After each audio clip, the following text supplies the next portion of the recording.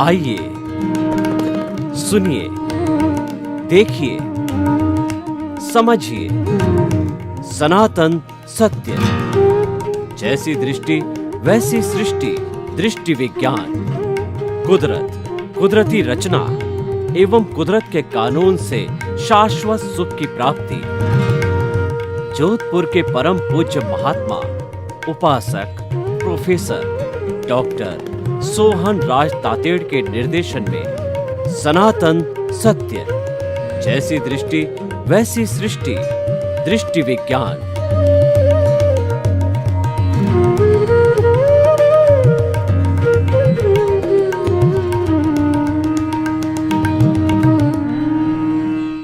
भाई और बहनों, आज का हमारा बहुत सुंदर विषय है कि जो विद्यार्थी शिक्षक को सिखाता है, शिक्षक जो बनता है, उसमें रोल विद्यार्थी का होता है। व्यापारी धनाढ्य बनता है, वो ग्राहक के कारण बनता है। नेता बनता है, मंत्री बनता है, एमएलए बनता है, एमपी बनता है, वो जनता के कारण बनता है।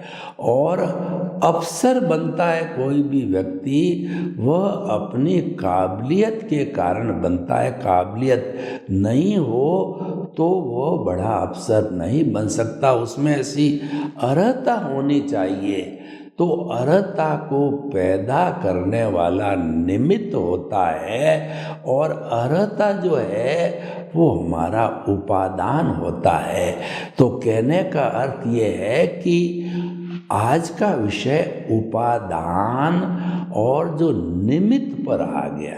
जैसे हमारे को घड़ा बनाना है, तो घड़ा बनाने के लिए तालाब की चिकनी मिट्टी लोच वाली चाहिएगी, और ये तो लोच है, वह उसका उपादान है। उस उपादान को कुम्हार, चाक, डंडा, ये जो है निमित्त के रूप में मिलने से घड़ा बनता है। और घड़ा जितनी बढ़िया लोच वाली होती है, उतना फिनिश्ड और अच्छा और ठंडा घड़ा बनता है।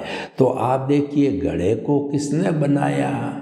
घड़े को बनाया चिकनी मिट्टी ने, और वो उसको जो है, वो जो कुम्हार कहता है कि घड़ा मैंने बनाया। अगर मिट्टी नहीं होती, चौक नहीं होती, चाक नहीं होती और डंडा नहीं होता, तो वह घड़ा कैसे बन सकता है? तो वो तो मात्र निमित्त था।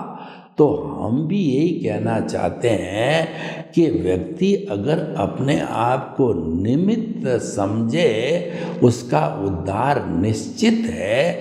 क्योंकि इस दुनिया में हर जीवित प्राणी 84 लाख जीवों के असंख्य अनंत जो कि उत्पत्ति स्थान है, उनके 84 लाख उत्पत्ति स्थानों के असंख्य अनंत प्राणी सभी निमित्त है।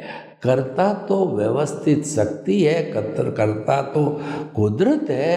कुदरत दो तरीके से कर्ता के रूप में काम करती है, एक तो प्राकृतिक रूप में, और दूसरा इंडिविजुअल रूप जिसको व्यवस्थित शक्ति कहते हैं। वो द्रव्य क्षेत्र काल भाव के अनुसार जो है कर्मों का भुगतान जीवित प्राणी का करने के लिए वह कर्ता व्यवस्थित शक्ति होती है, जिसको साइंटिफिक सर्कमस्टेंशियल एविडेंसेस कहा जाता है। प्राकृतिक रूप में जो है कुदरत काम करती है, उसके सहारे समय पे सूर्य उगता है, समय पे अस्त होता है, समय पे चंद्रमा आता है, समय पे तारे होते हैं, और समय पर सर्दी ऋतु, गर्मी ऋतु और जो है बसंत ऋतु वगैरह आती है तो भाई और बहनों ये जो सारा होता है वो सारा प्राकृतिक स्तर के ऊपर होता है। तो भाई और बहनों हम आपको ये बताना चाहते हैं कि ये सारा जो है उदय और प्रारब्ध के अधीन है और ये सारा हमारा जो है जो उपादान और निमित्त के रूप में होता है। निमित्त नहीं है तो उपादान उदय में नहीं आ सकता है, दोनों का होना जरूरी है। तो हमारा जो आज का विषय है कि जो स्टूडेंट होता है, विद्यार्थी होता है, वह शिक्षक को पढ़ाता है कैसे। एक क्लास चल रही है 45 मिनट की, उसके अंदर 50 बच्चे हैं किसी विषय के और एक टीचर उनको पढ़ाता है। तो स्टूडेंट प्रश्न करता है कि गुरुजी जो है आपने बताया कि जो है आत्मा शाश्वत है और वह अमूर्त है, तो प्रश्न किया जाता है तो टीचर सोचता है कि वह अमूर्त कैसे है और शाश्वत कैसे है, अध्ययन भी करता है और फिर अध्ययन करके और कई विषयों में तो गहरी शोध करके वह विद्यार्थी को बताता है आत्मा परमानेंट तत्व है, इस कारण वह शाश्वत है। केवल एक आत्मा को छोड़ करके और शेष इस दुनिया की समस्त वस्तुएं जड़ है और जड़ नाशवान होता है। नाशवान वस्तु टेम्परेरी कहलाती है, शाश्वत वस्तु परमानेंट कहलाती है। हमारी चेतना जो परमानेंट होने के कारण भूत भविष्य वर्तमान में सदा एक सी रहती है और 84 लाख जीवा योनियों के उत्पत्ति स्थानों के असंख्य अनंत प्राणियों की मूल स्वरूप की आत्मा जो है, द्रव्य आत्मा है, वो सबकी एक सी होती है, किसी में कोई फर्क नहीं आता है। वह मूल स्वरूप वाली जो शुद्ध आत्मा है वो मोक्ष में जाने के सहायक, अभी उसको परमात्मा कहते हैं। अभी हम बने नहीं हैं, लेकिन परमात्मा बनने के बाद ही हर आत्मा मोक्ष में जाती है, परमात्मा को ही मोक्ष कहते हैं। तो भाई और बहनों ये इसका सही उत्तर हुआ। उसने कितना गहरा चिंतन किया। तो हर पढ़ाई के साथ साथ में क्रॉस क्वेश्चन विद्यार्थी करते रहते हैं, तो करते करते हैं उनका वो जवाब देते हैं। जवाब देते देते विद्यार्थी तैयार होते हैं और शिक्षक भी अपने आप में पक्का हो जाता है। शिक्षक का ज्ञान थोड़ा ज़्यादा होता है और विद्यार्थी का कम होता है, लेकिन प्रश्न करते करते वह पक्का हो जाता है। यानी कि देखिए 5 चीज़ें हैं। प्रश्ना यानी पूछना, जिसकी मैं बात कर रहा हूँ, और दूसरा चितारना यानी कि किसी भी पाठ को बार बार रिवीजन करना, उसको चितारना कहते हैं। उसको देशी भाषा में गोची पूली कहते हैं। गो मने घोटना, ची मने चितारना, पू मने पूछना और ली मने लिखना, गोची पूली। तो प्रश्ना, चितारना, और तीसरा जो होता है कि जो है अनुप्रेक्षा करना, मनन करना उस चीज़ का, और जो है धार्मिक कथा करना, यानी उपदेश सुनना और उपदेश देना। उपदेश देते देते लोगों की जिज्ञासा को समाहित करते करते उनको रियल पुरुषार्थ का ज्ञान, रियल ज्ञान होता है। आत्मा का विषय, यार कोई संसार का विषय हो, वो पारंगत होता जाता है। तो ये 5 चीज़ें जो है परछना और जो है वो चितारना और ईश्वर प्राणिधान और उसके बाद के अंदर उपदेश देना, ये सारी धर्म कथा करना, ये सारी चीज़ें जो होती है वो इसके साथ जुड़ी हुई होती है। ऐसा विद्यार्थी करते हैं और जो है टीचर उसका जवाब देते हैं, तो दोनों ही पारंगत होते हैं। देखिए अभी कोरोना आया था तो कोरोना काल के अंदर संपर्क नहीं होता था लोगों का, लोगों के साथ लंबे 1.5 साल तक संपर्क नहीं हुआ, तो उसमें जूम या गूगल मीट का आविष्कार हुआ, ऑनलाइन का आविष्कार हुआ। जो ऑनलाइन तो मात्र एक फॉर्मेलिटी टाइप हो गई, कोई जो है एक्चुअल क्लास नहीं होती थी। ऑनलाइन ने अपना टीचर ने पढ़ाया, स्टूडेंट ने ग्रहण कर लिया, उसका जवाब क्वेश्चन दिए गए, जवाब दे दिया, तो वो जो है क्लासरूम की पढ़ाई नहीं हुई, वो तो वर्चुअल पढ़ाई थी। तो वर्चुअल होने के कारण जो ज्ञान टीचर को होता है या जो ज्ञान जो है विद्यार्थी को होता है, दोनों को ही वो नहीं होता है। और क्लासरूम में तो विद्यार्थी है वो टीचर के हाव भाव, उसका चरित्र चीज़ों से बहुत कुछ सीखता है। और टीचर भी जो है पढ़ाते पढ़ाते स्टूडेंट के जो है वो इंट्रोडक्शन करते करते उनमें भी कोई अच्छाई होती है तो वो प्राप्त करता है, तो दोनों तरफ से इंटरेक्शन होता है। तो हम ये कहें कि उपादान तो अध्यापक का खुद का है और जो स्टूडेंट है वो निमित्त है, वो प्रश्न करता है, वह उत्तर लिख के लाता है और टीचर उसकी जांच करता है। हर दृष्टि से वो निमित्त है, तो निमित्त का भी बहुत बड़ा रोल होता है। जितना उपादान का है उतना का उतना निमित्त का है, और दोनों मिलकर के कोई कार्य पूरा करवाते हैं। निमित्त का जो है वह उदय प्रारब्ध के अधीन है, वह उदय में आता है तभी निमित्त सामने आता है। और निमित्त को जुटाने का ड्यूटी है, वो काम है, वो हमारी जो है वो कुदरत की है। इसीलिए कुदरत, कुदरती रचना और कुदरत का कानून जो है हमारा आधार है। उसके आधार पर ही हम जो है सनातन सत्य है जो परमानेंट तत्व होता है और जो कि सिद्धांत के ऊपर आधारित है। सिद्धांत कभी बदलता नहीं है, बदलती है वो अवस्था होती है, कंडीशन होती है, स्थिति होती है। सिद्धांत तो हर जगह पूरे विश्व में, चाहे अमेरिका हो, चाहे इंडिया हो, चाहे रशिया हो, हर जगह सिद्धांत एक सा रहता है। सनातन सत्य सिद्धांत पर आधारित है। और जो हमारा जो कहना चाहिए कि निमित्त है वह उदय प्रारब्ध के ऊपर आधारित होता है।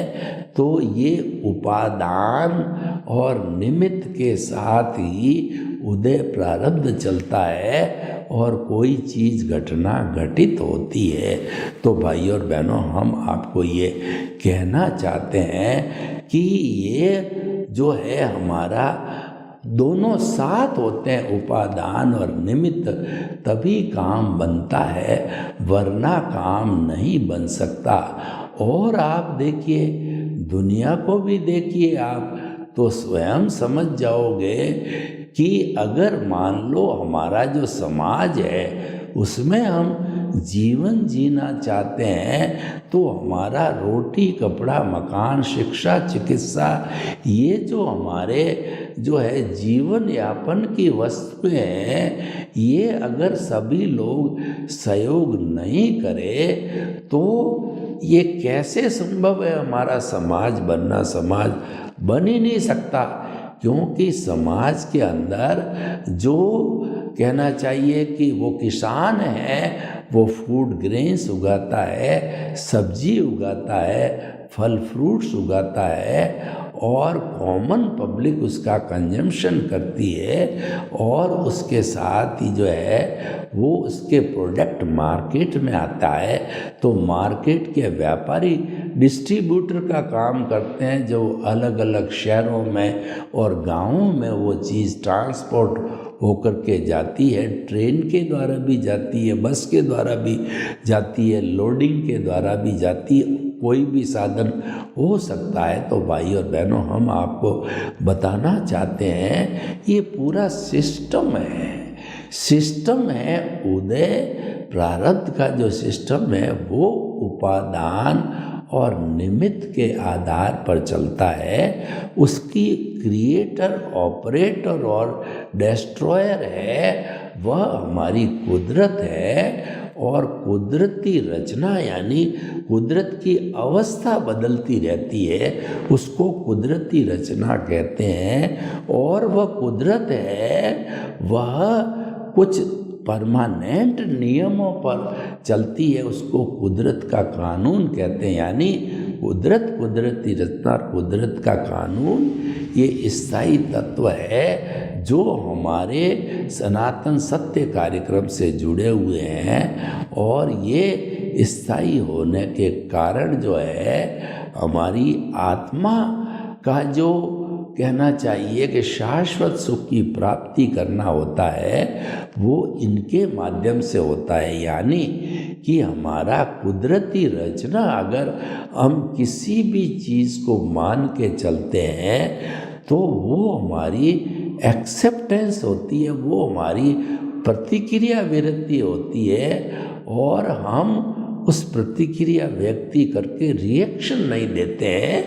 कुदरती रचना मानते हैं तो रिएक्शन नहीं देने से हमारे नए कॉज तैयार नहीं होते हैं। और नए कॉज तैयार नहीं होने का मतलब चार्जिंग सिस्टम नहीं होता है, डिस्चार्ज तो हर हालत में होगा।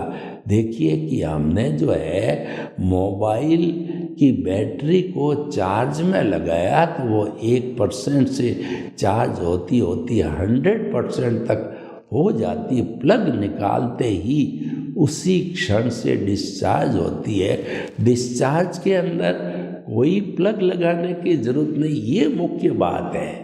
ये हमारा आज का जो विषय है कि डिस्चार्ज के अंदर कोई भी सिस्टम लगाने की ज़रूरत नहीं होती। सिस्टम तो चार्जिंग में ही लगाना होता है, जिसको चार्जर कहते हैं। तो हम ये कहना चाहते हैं कि ये जो परिणाम है ये ऑटो मोड से जो है डिस्चार्ज होता है और अपने आप डिस्चार्ज होता होता शाम के समय वो बैटरी 0 हो जाती है।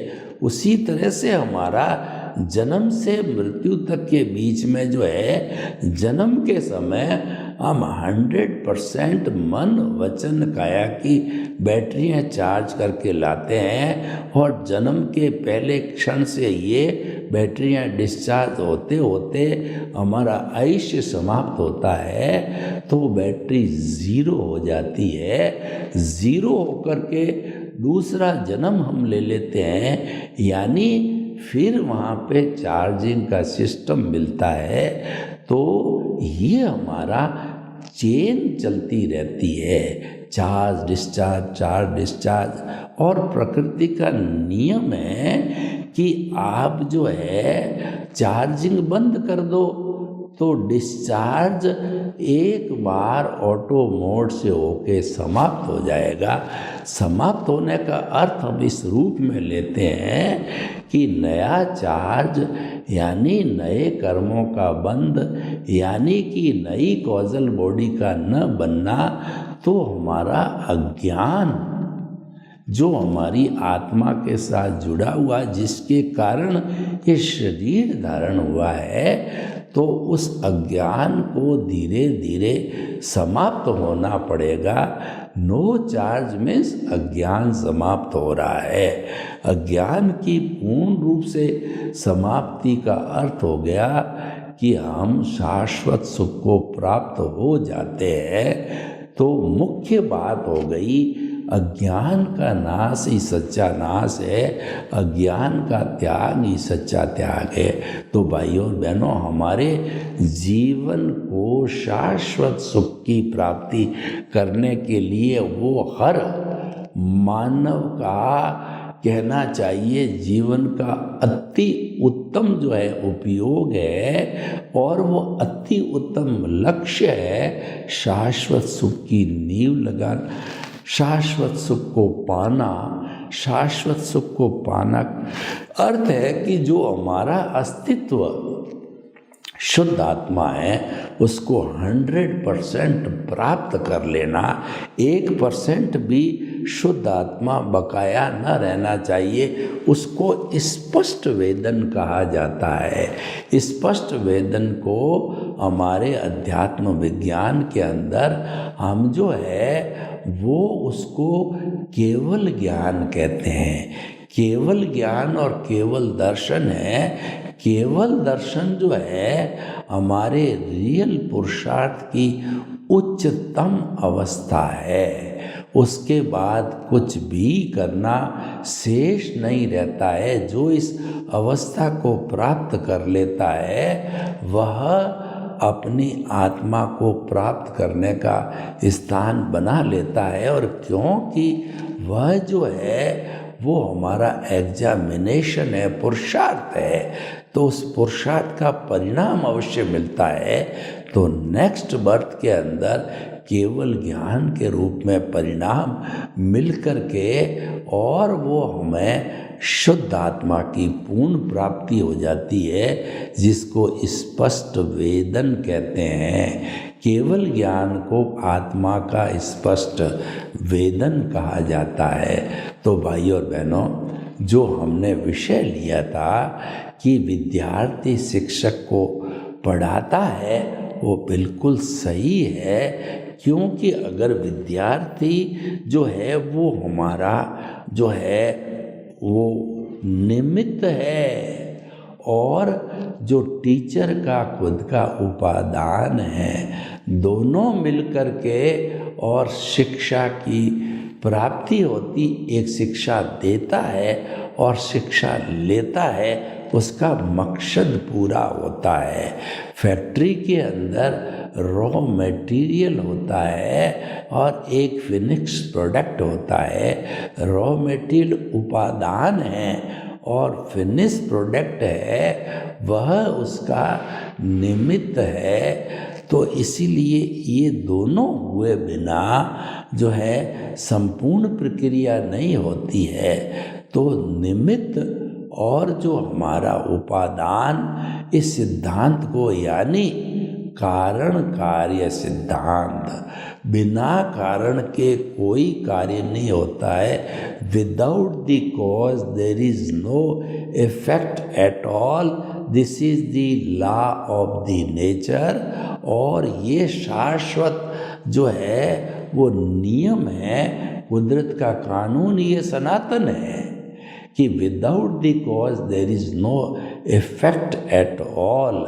यानी कि पहले कॉज बना कि मुझे करोड़पति बनना है, तो उसका इफेक्ट आया कि व्यक्ति जो है बड़ा उपक्रम लगाता है, चाहे फैक्ट्री का हो चाहे बिजनेस का हो, उस उपक्रम के साथ ही सेल किया, परचेज किया, मैन्युफैक्चरिंग किया और ज़्यादा कमाया। ज़्यादा कमाने के बाद जो है वो कुबेरपति बनता है।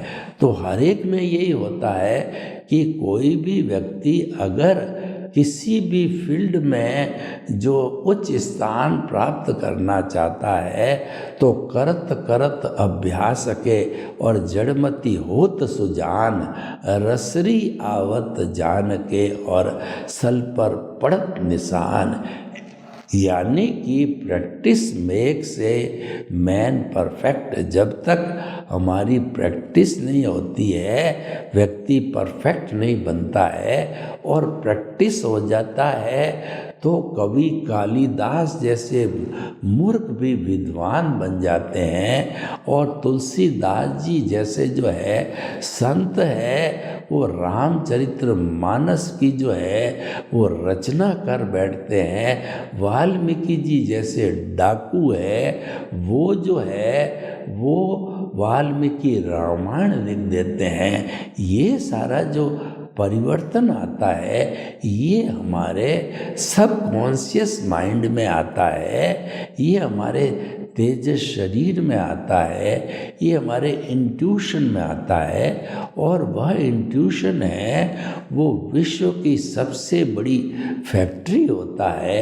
Subconscious mind. वहाँ सारा रूपांतरण होता है।